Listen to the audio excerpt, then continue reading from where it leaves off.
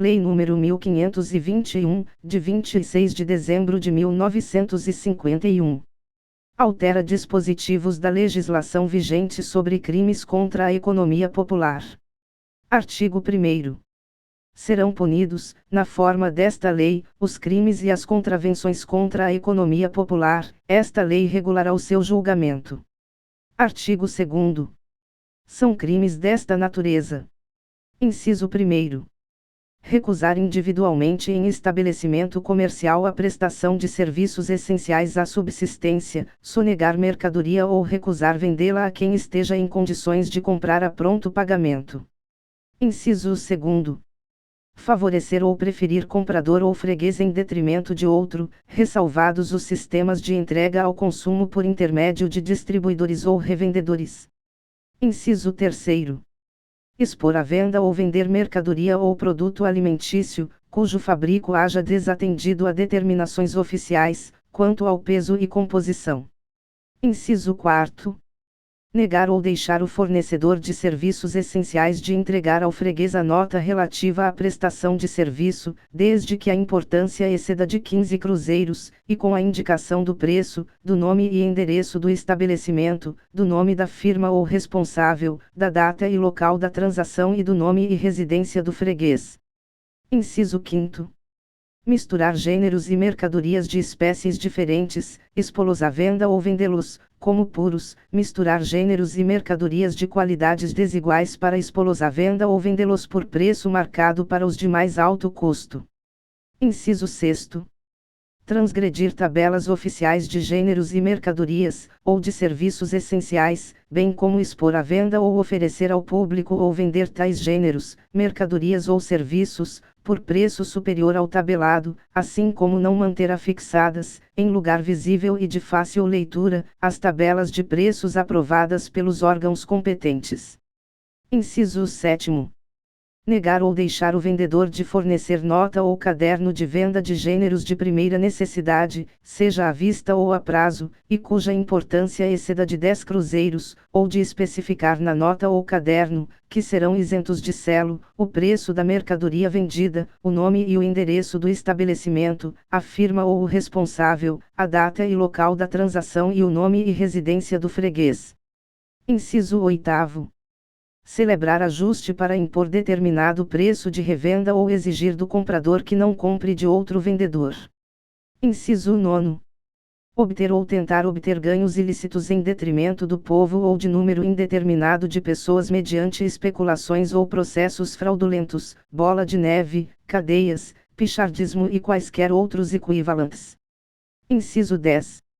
Violar contrato de venda a prestações, fraudando sorteios ou deixando de entregar a coisa vendida, sem devolução das prestações pagas, ou descontar destas, nas vendas com reserva de domínio, quando o contrato for rescindido por culpa do comprador, quantia maior do que a correspondente à depreciação do objeto. Inciso 11. Fraudar pesos ou medidas padronizados em lei ou regulamentos, possuí-los ou detê-los, para efeitos de comércio, sabendo estarem fraudados.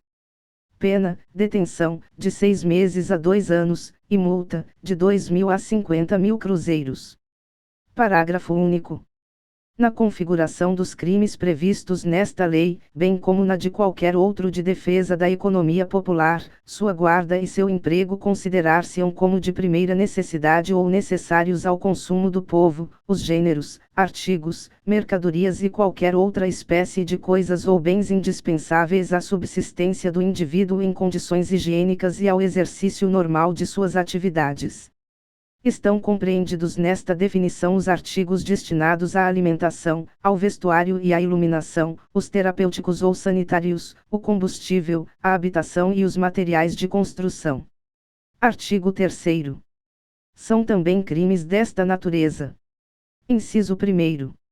Destruir ou inutilizar, intencionalmente e sem autorização legal, com o fim de determinar alta de preços, em proveito próprio ou de terceiro, matérias-primas ou produtos necessários ao consumo do povo.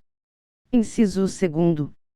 abandonar ou fazer abandonar lavoura ou plantações, suspender ou fazer suspender a atividade de fábricas, usinas ou quaisquer estabelecimentos de produção, ou meios de transporte, mediante indenização paga pela desistência da competição. Inciso 3º. Promover ou participar de consórcio, convênio, ajuste, aliança ou fusão de capitais, com o fim de impedir ou dificultar, para o efeito de aumento arbitrário de lucros, a concorrência em matéria de produção, transportes ou comércio. Inciso 4º. Reter ou assambarcar matérias-primas, meios de produção ou produtos necessários ao consumo do povo, com o fim de dominar o mercado em qualquer ponto do país e provocar a alta dos preços. Inciso 5º. Vender mercadorias abaixo do preço de custo com o fim de impedir a concorrência. Inciso 6º. Provocar a alta ou baixa de preços de mercadorias, títulos públicos, valores ou salários por meio de notícias falsas, operações fictícias ou qualquer outro artifício. Inciso 7º. Dar indicações ou fazer afirmações falsas em prospectos ou anúncios, para fim de substituição, compra ou venda de títulos, ações ou cotas. Inciso 8º. Exercer funções de direção, administração ou gerência de mais de uma empresa ou sociedade do mesmo ramo de indústria ou comércio com o fim de impedir ou dificultar a concorrência. Inciso 9º. Gerir fraudulenta ou temerariamente bancos ou estabelecimentos bancários, ou de capitalização, sociedades de seguros, pecúlios ou pensões vitalícias, sociedades para empréstimos ou financiamento de construções e de vendas e imóveis a prestações, com ou sem sorteio ou preferência por meio de pontos ou cotas, caixas econômicas, caixas Raiffeisen, caixas mútuas, de beneficência, socorros ou empréstimos, caixas de pecúlios, pensão e aposentadoria, caixas construtoras, cooperativas, sociedades de economia coletiva, levando-as à falência ou à insolvência, ou não cumprindo qualquer das cláusulas contratuais com prejuízo dos interessados. Inciso 10. Fraudar de qualquer modo escriturações, lançamentos, registros, relatórios, pareceres e outras informações devidas a sócios de sociedades civis ou comerciais, em que o capital seja fracionado em ações ou cotas de valor nominativo igual ou inferior a 1.000 cruzeiros com o fim de sonegar lucros, dividendos, percentagens, rateios ou bonificações, ou de desfalcar ou de desviar fundos de reserva ou reservas técnicas. Pena, detenção, de 2 anos a 10 anos, e multa, de 20.000 a 100.000 cruzeiros. Artigo 4º. Constitui crime da mesma natureza a usura pecuniária ou real, assim se considerando. Alínea A. Cobrar juros, comissões ou descontos percentuais, sobre dívidas em dinheiro superiores à taxa permitida por lei, cobrar ágio superior à taxa oficial de câmbio, sobre quantia permutada por moeda estrangeira, ou, ainda, emprestar sob penhor que seja privativo de instituição oficial de crédito. Alínea B. Obter, ou estipular, em qualquer contrato, avisando da premente necessidade, inexperiência ou leviandade de outra parte, lucro patrimonial que exceda o quinto do valor corrente ou justo da prestação feita ou prometida. Pena, detenção, de 6 meses a 2 anos, e multa, de 5.000 a 20.000 cruzeiros. Parágrafo 1º. Nas mesmas penas incorrerão os procuradores, mandatários ou mediadores que intervierem na operação usuária, bem como os cessionários de crédito usurário que, cientes de sua natureza ilícita, o fizerem valer em sucessiva transmissão ou execução judicial. Parágrafo 2º. São circunstâncias agravantes do crime de usura. Inciso 1º. Ser cometido em época de grave crise econômica. Inciso 2º. Ocasionar grave dano individual. Inciso 3º. Dissimular-se a natureza usurária do contrato. Inciso 4º. Quando cometido. Alínea A. Por militar, funcionário público, ministro de culto religioso, por pessoa cuja condição econômico-social seja manifestamente superior à da vítima. Alínea B. Em detrimento de operário ou de agricultor, de menor de 18 anos ou de deficiente mental, interditado ou não. Artigo 5º. Nos crimes definidos nesta lei, haverá suspensão da pena e livramento condicional em todos os casos permitidos pela legislação comum. Será a fiança concedida nos termos da legislação em vigor, devendo ser arbitrada dentro dos limites de 5.000 cruzeiros a 50.000 cruzeiros, nas hipóteses do artigo 2º, e dentro dos limites de 10.000 cruzeiros a 100.000 cruzeiros nos demais casos, reduzida à metade dentro desses limites, quando o infrator for empregado do estabelecimento comercial ou industrial, ou não ocupe cargo ou posto de direção dos negócios. Artigo 6º. Verificado qualquer crime contra a economia popular ou contra a saúde pública, capítulo 3º do título 8º do Código Penal, e atendendo à gravidade do fato, sua repercussão e efeitos, o juiz, na sentença, declarará a interdição de direito, determinada no artigo 69, inciso 4º, do Código Penal, de 6 meses a 1 ano, assim como, mediante representação da autoridade policial, poderá decretar, dentro de 48 horas, a suspensão provisória, pelo prazo de 15 dias, do exercício da profissão ou atividade do infrator. Artigo 7º. Os juízes recorrerão de ofício sempre que absolverem os acusados em processo por crime contra a economia popular ou contra a saúde pública, ou quando determinarem o arquivamento dos autos do respectivo inquérito policial. Artigo 8º. Nos crimes contra a saúde pública, os exames periciais serão realizados, no Distrito Federal, pelas repartições da Secretaria-Geral da Saúde e Assistência e da Secretaria da Agricultura, Indústria e Comércio da Prefeitura ou pelo Gabinete de Exames Periciais do Departamento de Segurança Pública e nos estados e territórios pelos serviços congêneres, valendo qualquer dos laudos como corpo de delito. Artigo 9º. Revogado. Artigo 10. Terá forma sumária, nos termos do capítulo 5º, título 2º, livro 2º, do Código de Processo Penal, o processo das contravenções e dos crimes contra a economia popular, não submetidos ao julgamento pelo júri. Parágrafo 1º. Os atos policiais, inquérito ou processo iniciado por portaria deverão terminar no prazo de 10 dias. Parágrafo 2º. O prazo para oferecimento da denúncia será de 2 dias, esteja ou não o réu preso. Parágrafo 3º. A sentença do juiz será proferida dentro do prazo de 30 dias contados do recebimento dos autos da autoridade policial. Artigo 536 do Código de Processo Penal. Parágrafo 4º. A retardação injustificada, pura e simples, dos prazos indicados nos parágrafos anteriores, importa em crime de prevaricação. Artigo 319 do Código Penal. Artigo 11. No Distrito Federal, o processo das infrações penais relativas à economia popular caberá, indistintamente, a todas as varas criminais com exceção das 1ª e 20ª, observadas as disposições quanto aos crimes da competência do júri de que trata o artigo 12. Artigo 12. São da competência do júri os crimes previstos no artigo 2º desta lei. Artigo 13. O júri compõe de um juiz, que é o seu presidente, e de 20 jurados sorteados dentre os eleitores de cada zona eleitoral, de uma lista de 150 a 200 eleitores, 5 dos quais constituirão o conselho de sentença em cada sessão de julgamento. Artigo 14. A lista a que se refere o artigo anterior será semestralmente organizada pelo presidente do júri, sob sua responsabilidade, entre pessoas de notória idoneidade, incluídos de preferência os chefes de família e as donas de casa. Artigo 15.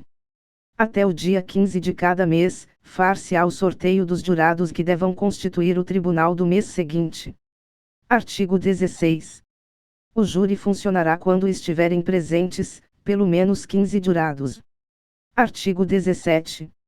O presidente do júri fará as convocações para o julgamento com 48 horas de antecedência pelo menos, observada a ordem de recebimento dos processos. Artigo 18. Além dos casos de suspeição e impedimento previstos em lei, não poderá servir jurado da mesma atividade profissional do acusado. Artigo 19. Poderá ser constituído um júri em cada zona eleitoral. Artigo 20. A presidência do júri caberá ao juiz do processo, salvo quando a lei de organização judiciária atribuir a presidência a outro. Artigo 21. No Distrito Federal, poderá o juiz presidente do júri representar ao Tribunal de Justiça para que seja substituído na presidência do júri por juiz substituto ou juízes substitutos, nos termos do artigo 20 da Lei nº 1301, de 28 de dezembro de 1950. Servirá no júri o promotor público que for designado. Artigo 22. O júri poderá funcionar com pessoal, material e instalações destinados aos serviços eleitorais. Artigo 23. Nos processos da competência do júri far-se-á a instrução contraditória, observado o disposto no Código de Processo Penal, relativamente ao processo comum, livro 2º, título 1º, capítulo 1º, com as seguintes modificações. Inciso 1º. O número de testemunhas, tanto para a acusação como para a defesa, será de 6 no máximo. Inciso 2º. Serão ouvidas as testemunhas de acusação e de defesa, dentro do prazo de 15 dias se o réu estiver preso, e de 20 quando solto. Inciso 3º. Havendo acordo entre o Ministério Público e o réu, por seu defensor, mediante termo lavrado nos autos, será dispensada a inquirição das testemunhas arroladas pelas partes e cujos depoimentos constem do inquérito policial. Inciso 4º. Ouvidas as testemunhas e realizada qualquer diligência porventura requerida, o juiz, depois de sanadas as nulidades e irregularidades e determinar ou realizar qualquer outra diligência, que entender conveniente, ouvirá, nos autos, sucessivamente, por 48 horas, o órgão do Ministério Público e o defensor. Inciso 5º. Em seguida, o juiz poderá absolver, desde logo, o acusado, quando estiver provado que ele não praticou o crime, fundamentando a sentença e recorrendo ex officio. Inciso 6º. Se o juiz assim não proceder, sem manifestar, entretanto, sua opinião, determinará a remessa do processo ao presidente do júri ou que se faça a inclusão do processo na pauta do julgamento se lhe couber a presidência. Inciso 7º. São dispensadas a pronúncia e a formação de libelo. Artigo 24. O órgão do Ministério Público, o réu e o seu defensor, serão intimados do dia designado para o julgamento. Será julgado à revelia o réu solto que deixar de comparecer sem justa causa. Artigo 25. Poderão ser ouvidas em plenário as testemunhas da instrução que, previamente, e com 48 horas de antecedência, forem indicadas pelo Ministério Público ou pelo acusado. Artigo 26. Em plenário, constituído o conselho de sentença, o juiz tomará aos jurados o juramento de bem e sinceramente decidirem a causa, proferindo o voto a bem da verdade e da justiça. Artigo 27. Qualificado a réu e sendo-lhe permitida qualquer declaração a bem da defesa, observada as formalidades processuais, aplicáveis e constantes da seção 4ª do capítulo 2º do livro 2º, título 1º do Código de Processo Penal, o juiz abrirá os debates, dando a palavra ao órgão do Ministério Público e ao assistente, se houver, para a dedução da acusação e ao defensor para produzir a defesa. Artigo 28. O tempo, destinado à acusação e à defesa será de 1 hora para cada uma. Havendo mais de um réu, o tempo será elevado ao dobro, desde que assim seja requerido. Não haverá réplica nem tréplica. Artigo 29. No julgamento que se realizará em sala secreta com a presença do juiz, do escrivão e de um oficial de justiça, bem como dos acusadores e dos defensores que se conservarão em seus lugares sem intervir na votação, os jurados depositarão na urna a resposta, sim ou não, ao quesito único indagando se o réu praticou o crime que lhe foi imputado. Parágrafo único. Em seguida, o juiz, no caso de condenação, lavrará sentença tendo em vista as circunstâncias atenuantes ou agravantes existentes nos autos e levando em conta na aplicação da pena o disposto nos artigos 42 e 43 do Código Penal. Artigo 30. Das decisões do júri, e nos termos da legislação em vigor, cabe apelação, sem efeito suspensivo, em qualquer caso. Artigo 31. Em tudo mais que couber e não contrariar esta lei aplicar-se ao Código de Processo Penal. Artigo 32. É o Poder Executivo autorizado a abrir ao Poder Judiciário o crédito especial de 2 milhões de cruzeiros para ocorrer, vetado, as despesas do pessoal e material necessários à execução desta lei no Distrito Federal e nos territórios. Artigo 33. Esta lei entrará em vigor 60 dias depois de sua publicação, aplicando-se aos processos iniciados na sua vigência. Artigo 34. Revogam-se as disposições em contrário. Rio de Janeiro, 26 de dezembro de 1951, 130º da Independência e 63º da República.